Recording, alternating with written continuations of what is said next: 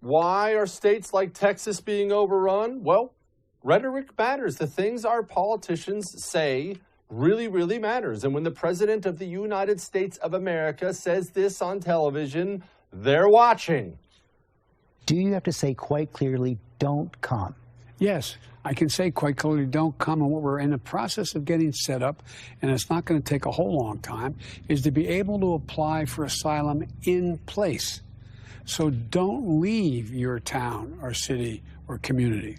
We're going to make sure we have facilities in those cities and towns run by DHS and also accessed with HHS, Health and Human Services, to say you can apply for asylum from where you are right now. So don't come. We're going to bring the border to you. That's the message we're sending now. Joining me now to talk about that and other things is Sery Kim, a Republican congressional candidate in Texas's 6th District. Please support this lady. Ma'am, aren't we saying all the wrong things?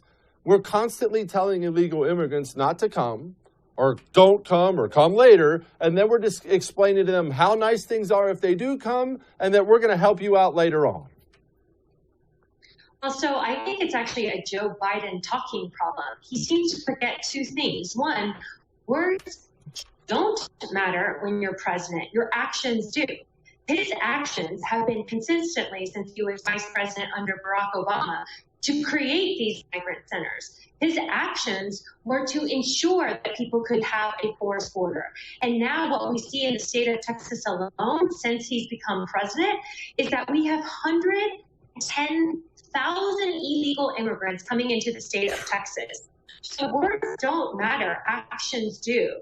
And the second part of it is that Joe Biden seems to forget that you cannot actually create government facilities in other countries unless you have their permission.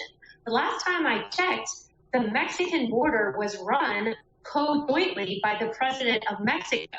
So did Joe Biden think that he could put U.S. troops in Mexico without talking to the Mexican president? He's confused.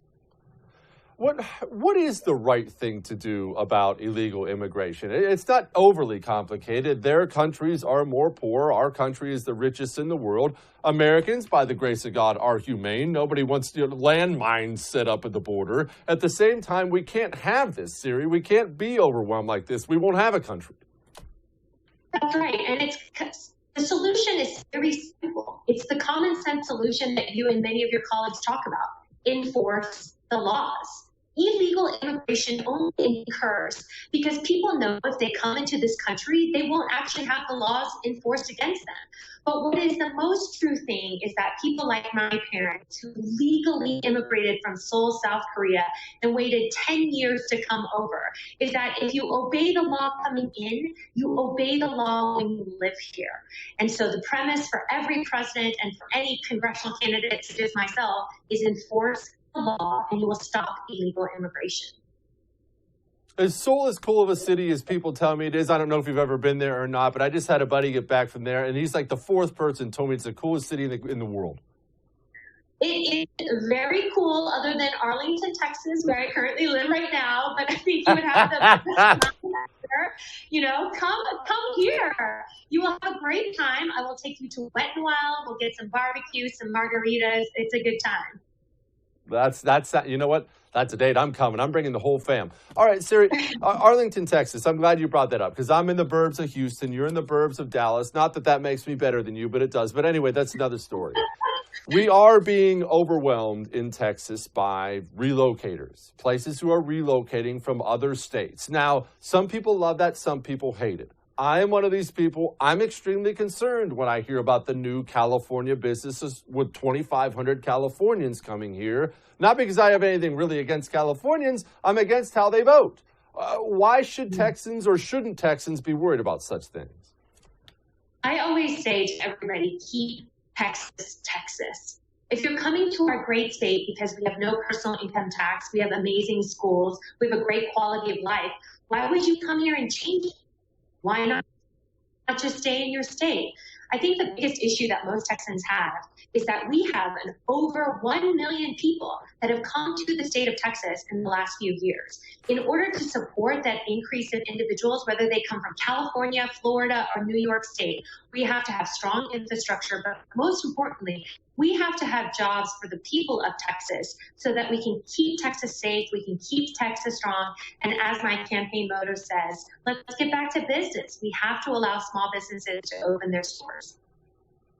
Why do you want to be in Congress? You're an attorney. Sounds like you got a good family, a good life. That place sucks. Have you ever been to D.C.? It's horrible. Texas is awesome.